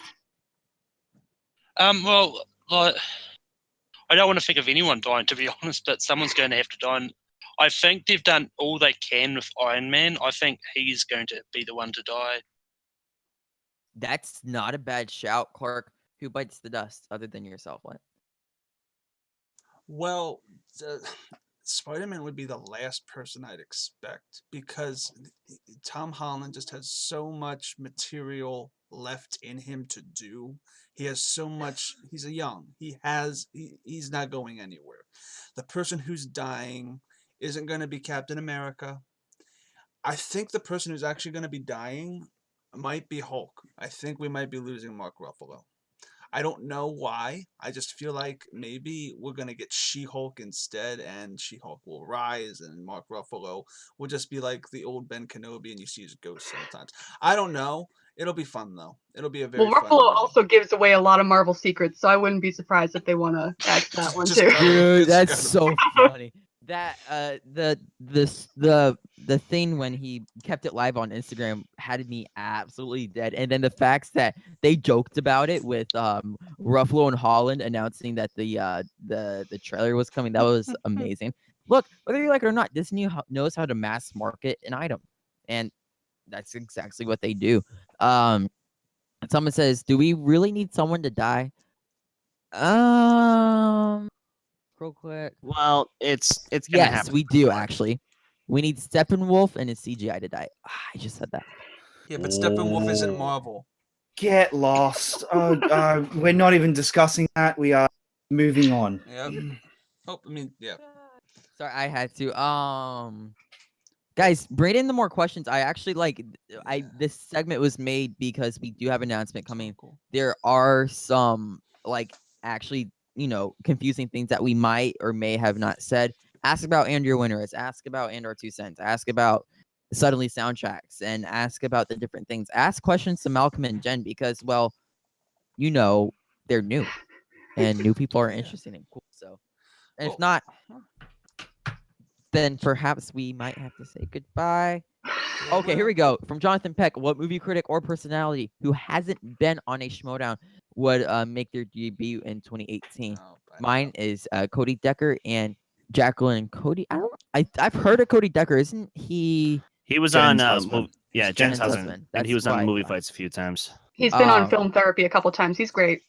Yeah, is he the one who plays baseball? Or is that someone else? Yeah, baseball. Yes, I got it. Movie critic that you'd like to see. Oh, dude, I don't know why Cody Hall. Actually, no, he has been on Schmodown. God. I will tell you my big Roth Cornet. Yes. Like Yeah. they need Roth. They need Roth on. Like I know how busy Screen Junkies is. Getting from Screen Junkies to Collider is a lot harder than it sounds, but Roth should have a match soon. And what's his Richard Roper would be great to have on. Ooh. As That would well. be big. Yeah, That'd that be would huge. big. And Kevin Smith is the obvious choice. I mean, before Critically Acclaimed, Ken, I was wanting Whitney on. I got Whitney. That's all I really needed. But you know what? Anybody comes in, more the merrier. More the merrier. I am still waiting for the Brett Sheridan Nick Mundy match. Yeah. I want it. It can be an undercard. It doesn't have to be serious. Yeah. I just want them on camera together. Okay, sadly, we know that match is never going to happen. However, Why do you gotta crush my dreams? well, because I want to hog Brett. He's still Brett eligible is for to be the world. Exactly. Brett is for the Worldwide Movie Games Network. Yikes! We're actually gonna move forward. This is a question that finally was asked.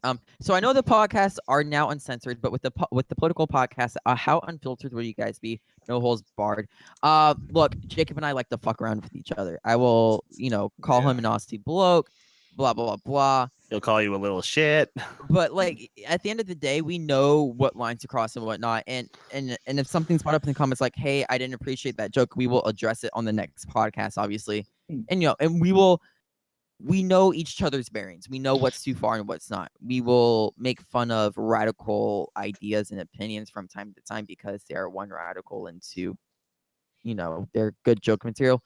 But most of these matters will be taken seriously because we, like Jacob and I, legitimately enjoy discussing politics.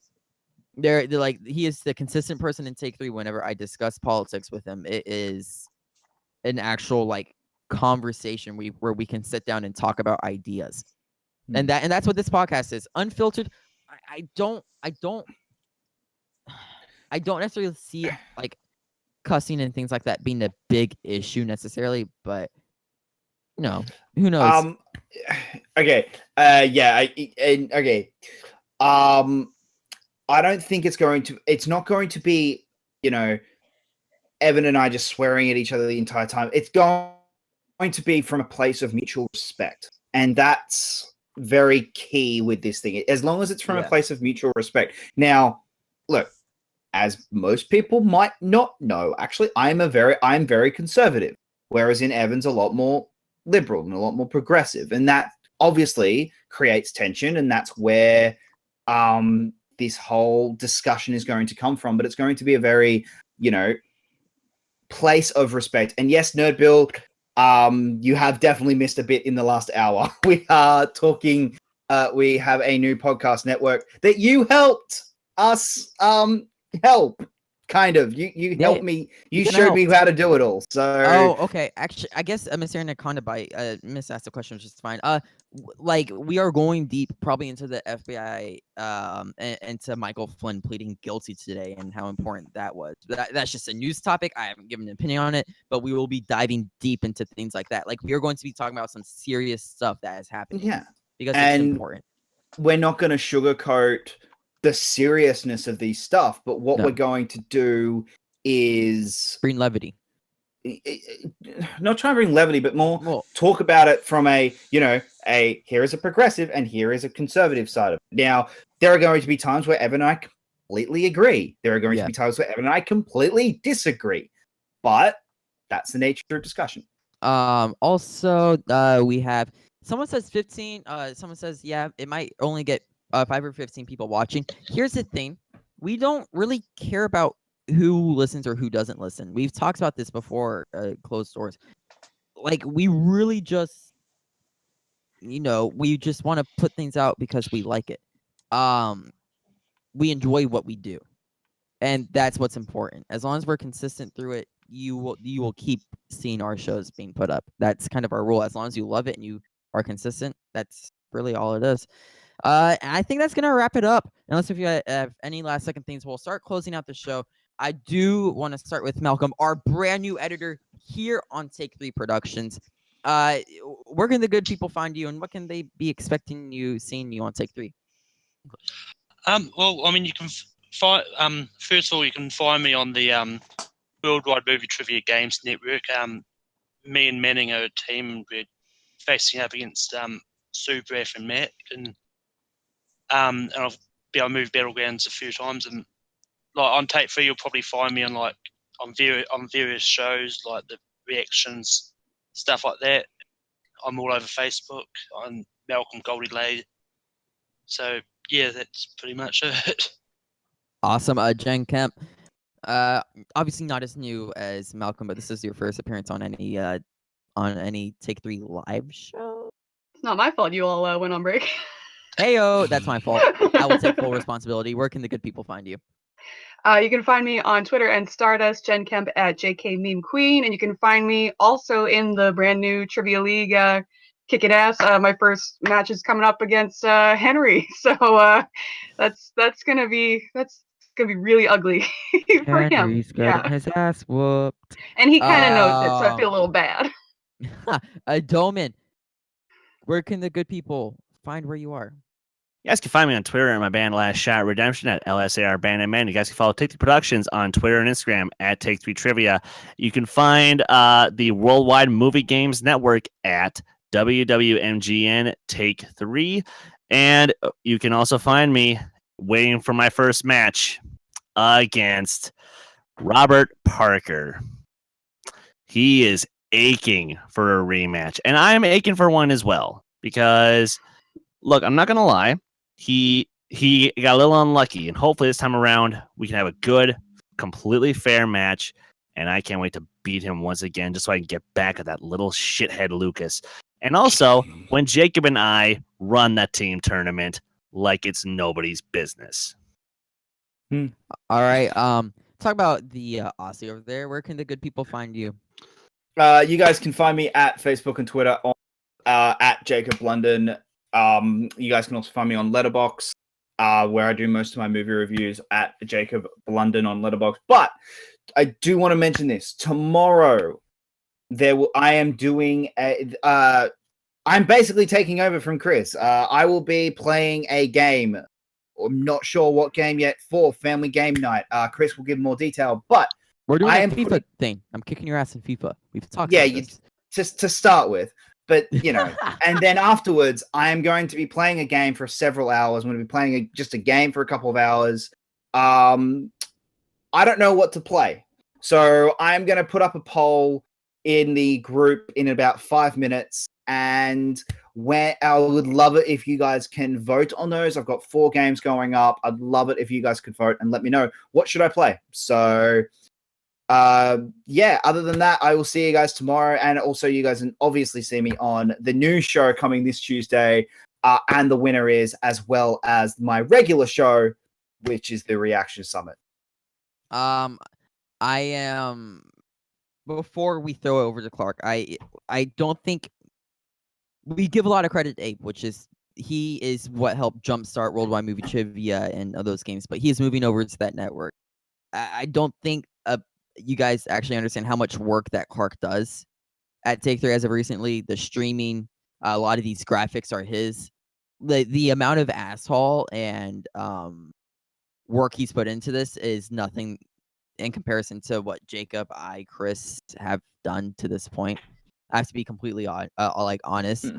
So before we go, I want to say a big ups and thank you, in public, to everybody, to know that Chris Clark worked his ass off, and Take 3 wouldn't be what it is right now if it weren't for him. We wouldn't have these amazing graphics without Clark here today.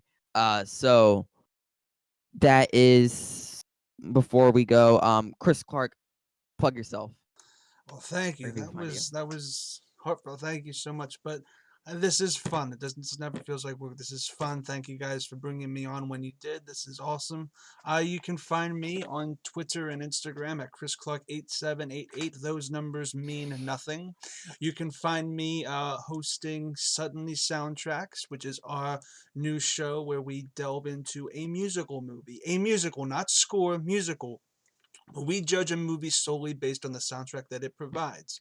You can also find me hosting Family Game Night, as Jacob precluded, that he will be basically playing games for forever. It's going to be the Family Jacob night, basically, tomorrow at 7 p.m. It's going to be fun. Make sure you vote on his poll because it's going to be fun. Everybody's going to gather around and we're going to bullshit. It's going to be great and a disaster like always. And you can find me on YouTube at No Man's Land Entertainment. Bada bing, bada boom. Thank you very much, Chris Clark. I'm just gonna wrap off the show like this. I never expected the Take Three podcast, now Late Night with Take Three, to come to this level. I know it's our first show back. We're all a bit rusty from being live in a structure like this, but I never expected, these greater graphics. I never expected all of us to be on screen at the same time, and it's something that I really appreciate and do wholeheartedly. We are coming back next week. We are coming back even better than we were this week. Expect the RSS feed to be up and running. Jacob is working his butt off along with Chris Clark on this. So even though I give a lot of props to Chris Clark, he will be getting roasted next week. I have some beasts coming and helping me out with a certain diss track. So that's kind of all I have to say before I take off. I just want to thank all of you guys for watching. Make sure you guys follow me on Twitter at EvanderGraph15 on the Twitters. I do tweet about the politics, so if you guys want to follow my live updates, that's just how it is. It had to be pushed back, Jacob, due to me getting a few beasts involved. That's kind of all I have. And also, the Snowball is up for you guys to watch on Worldwide Movie Games Network. I think I'm fairly impressed with myself.